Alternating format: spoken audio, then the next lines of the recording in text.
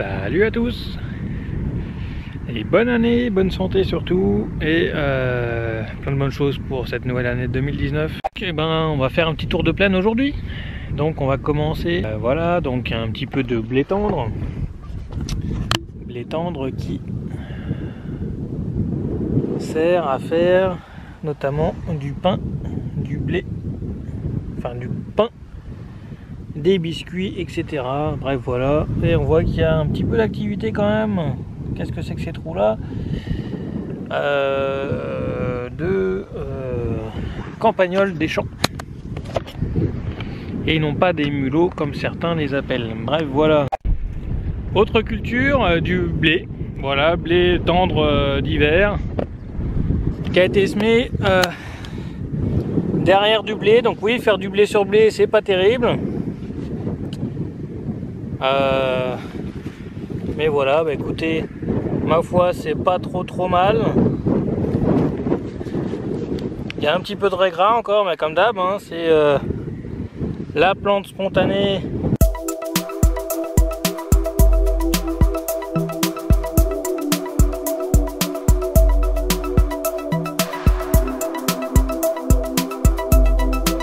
Bref, oui, un petit peu de régras, un petit peu de géranium, etc. Bref, c'est des plantes que spontanées que je retrouve le plus chez moi, notamment le régras.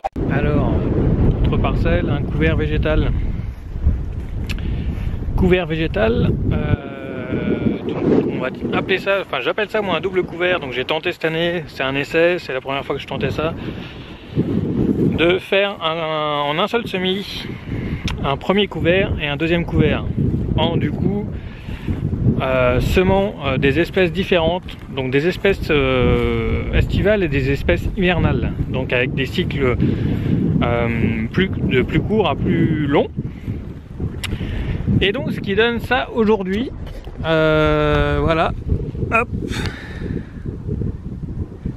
Donc là c'était la précédente culture dans ce sens là, et là le couvert a été semé dans ce sens là. Donc on voit ce qui est marron, en fait c'est de l'orge, c'est pas de l'orge pardon, c'est de l'avoine brésilienne, voilà, qui a gelé. Ici on a eu à peu près moins 4, moins 5 degrés, voilà. Et donc à l'origine il y avait eu un semis donc d'avoine brésilienne qui a tout de suite bien poussé. Enfin, je rappelle quand même qu'il y a eu de la sécheresse, etc. Cet automne et cet été surtout. Donc les couverts sont partis assez lentement. Mais bref, du coup, donc c'était un couvert d'avoine brésilienne, donc là qui a bien poussé, qui arrivait à peu près 40-50 cm de haut, qui a gelé. Et donc, j'avais mélangé avec du seigle. Et le seigle, il faut réussir à le trouver. C'en est peut-être ici. Je ne sais pas. Voilà, si on voit bien ici.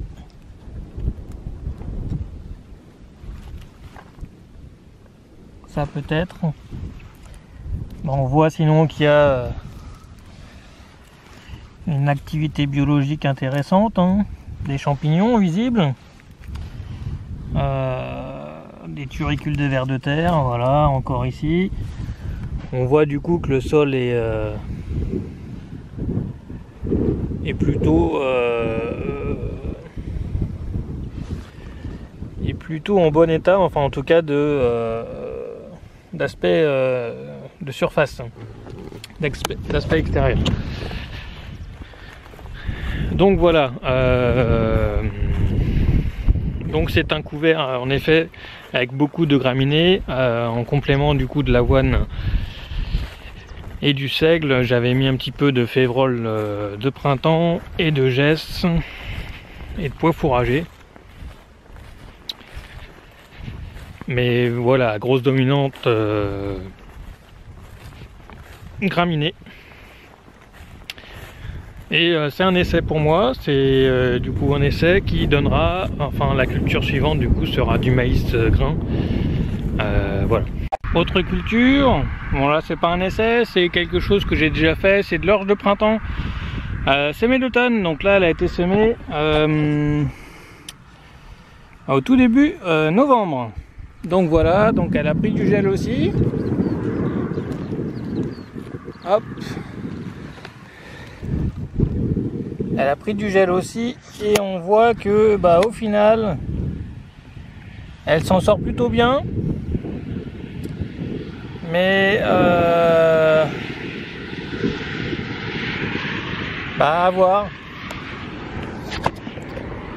C'est encore trop tôt pour elle de savoir si elle va passer l'hiver ou pas, puisqu'on est encore qu'au... l'hiver n'est pas fini, bref, donc voilà. Donc à suivre pour elle. Autre parcelle, donc là c'est une culture d'automne, du colza. Donc là c'est un colza derrière céréales, derrière du blé, qui est plutôt hétérogène dans la parcelle. Donc voilà, là on voit que c'est un endroit, hop, si je recule un petit peu, un endroit où le colza était plutôt beau, où donc je le rappelle encore une fois, il a été implanté dans le sec. Voilà, pour rappel, on a une grosse sécheresse couplée à une canicule cet été, et donc il a été semé dans le sec. Voilà, donc on remarque quand même que du coup à cet endroit là en tout cas, parce qu'il n'est pas du tout homogène dans la parcelle, à cet endroit là il est plutôt propre. On voit des beaux pieds en dessous, voilà. On voit qu'il y a toujours un beau paillage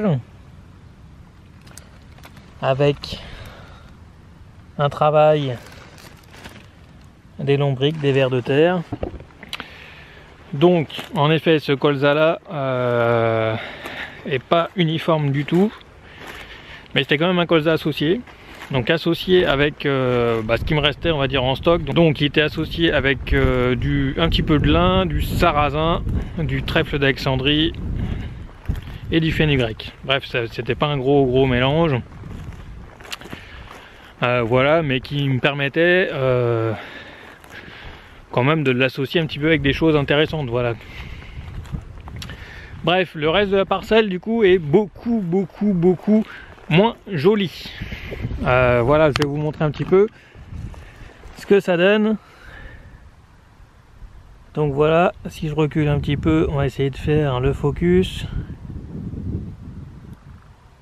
Et comme vous le voyez, c'est pas terrible du tout. C'est des tout petits colzas. Il y a beaucoup de raies gras. Mais il y a quand même un nombre suffisant. Voilà. Beaucoup de raies gras encore.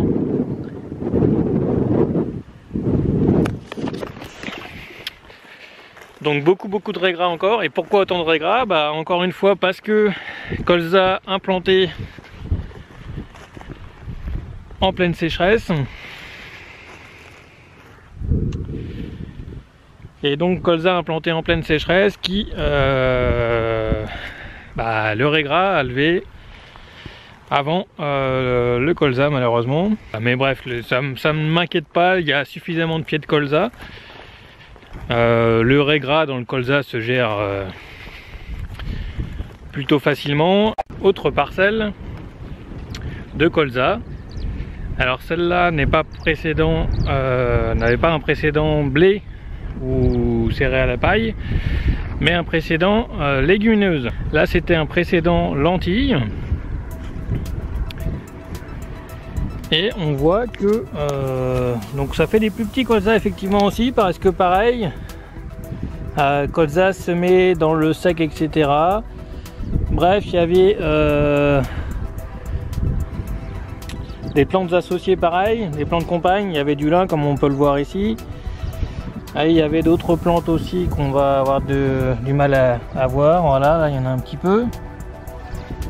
Bref, ça fait des plus petits colzas, mais qui ont aussi une population, enfin un nombre suffisant. Voilà, comme on peut le voir. Hop. Donc largement suffisant pour permettre de faire un rendement convenable en tout cas. Je vous dis à bientôt pour une autre vidéo.